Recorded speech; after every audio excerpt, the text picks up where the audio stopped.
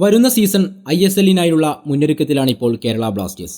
സീസണിലെ ആദ്യ ടൂർണമെന്റായ ഡ്യൂറന്റ് കപ്പിൽ ക്വാർട്ടർ ഫൈനലിൽ പുറത്തായ ബ്ലാസ്റ്റേഴ്സ് പിഴവുകളിൽ നിന്നും പാഠം ഉൾക്കൊണ്ട് ISLൽ തിരിച്ചുവരാനുള്ള ശ്രമത്തിലാണ്. അതേസമയം ഇനിയും ചില സൈനിങ്ങുകൾ ബ്ലാസ്റ്റേഴ്സ് നടത്തുമെന്ന കാര്യം ഉറപ്പാണ്.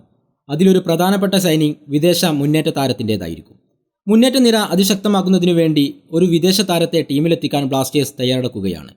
അതിനുവേണ്ടി ചില കളിക്കാരെ ഷോർട്ട് ലിസ്റ്റ് ചെയ്തതായിട്ടും റിപ്പോർട്ടുകൾ സൂചിപ്പിക്കുന്നുണ്ട്. ഏറ്റവും പുതുതായി പുറത്തുവരുന്ന റിപ്പോർട്ടുകൾ പ്രകാരം മഞ്ഞപ്പടയുടെ റഡാറിൽ അർജന്റീനിയൻ ഫോർവേഡ് താരമായ ഫെലിപ്പെ പസഡോറിനെ സൈൻ ചെയ്യുന്നതിൽ ബ്ലാസ്റ്റേഴ്സ് വിജയിച്ചു എന്നാണ് സൂചിപ്പിക്കുന്നത്.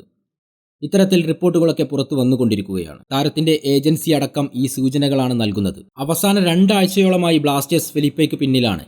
അദ്ദേഹവുമായി ചർച്ചകൾ നടത്തുന്നുണ്ട്. എന്നാൽ വേതനത്തിന്റെ കാര്യത്തിൽ തീരുമാനമായിരുന്നില്ല. എന്നാൽ ഇപ്പോൾ പുറത്തുവരുന്ന റിപ്പോർട്ടുകൾ സൂചിപ്പിക്കുന്നത് എല്ലാം ധാരണയിലെത്തി എന്നാണ്. അടുത്ത ദിവസം തന്നെ ഇത് സംബന്ധിച്ച് കൂടുതൽ വ്യക്തതയും ഔദ്യോഗിക പ്രഖ്യാപനവും വരുമെന്നാണ് പ്രതീക്ഷിക്കപ്പെടുന്നത്. അർജന്റീനയിലെ റൊസാരിയോയിൽ ജനിച്ച ഫിലിപ്പെ നിലവിൽ ബൊളീവിയൻ ലീഗിലാണ് കളിക്കുന്നത്.